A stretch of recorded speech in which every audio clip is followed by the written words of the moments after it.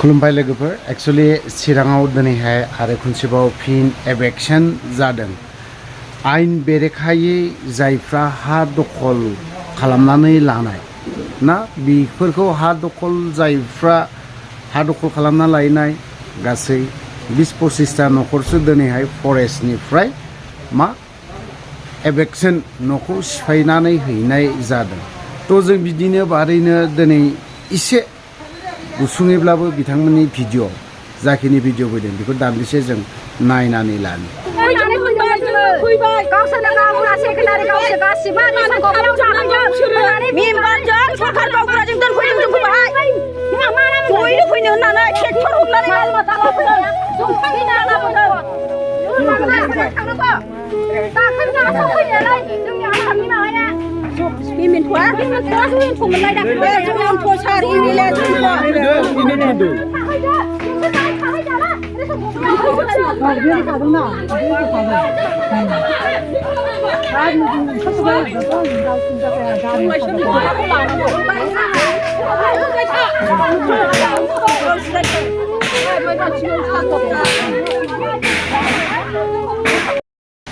सानसे समाव बर' हारिनि थाखाय दावहा नांनानै जिउ होनाय बिनि बिसिनि माखासे फंनैसो बिबुंथिखौ जों खोनासंना लानि।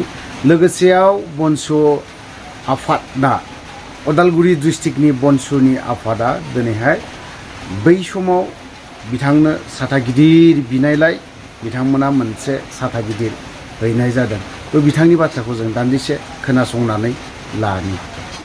दिनैसिमबो आङो सरकारनि न'बो आङो गांसेबो मोनाखै। आङो गोबां दुखुनि गेजेरजों आङो न'खर जाबाय थादों। आङो गय खिलि खावो बाजाराव हाथायाव गय खिलि खावनायाव आङो बिदिनो थाइसे थाइनै जमायनानै आं गथ'फोरखौ फोरोंदों।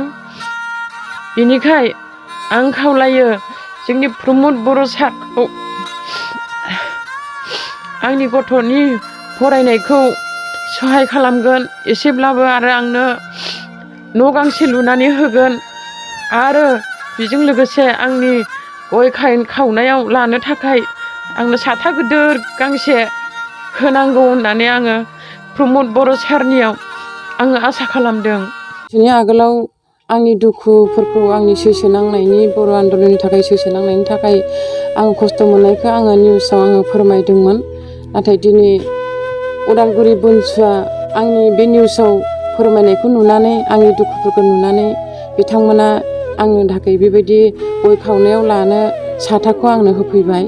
बेनि थाखाय आं बिथांमोनखौ रोजा रोजा आङो साबायखर होयो, आं धन्यबाद होयो। आंखौ खबर लाफैदों माबोरै दं नोंथांनि बेमारा माबायदि होननानै आंखौ सोंदों। आं बेयाव मोजाङैनो खिन्थानानै लादों। आंनि न'खरफोरखौ बिथांमोना आंखौ खबर लाफैदों आरो इयुनफ्राव आरोबाव आंखौ बिथांमोना खबर लाबावगोन होननानै आं आसा खालामो।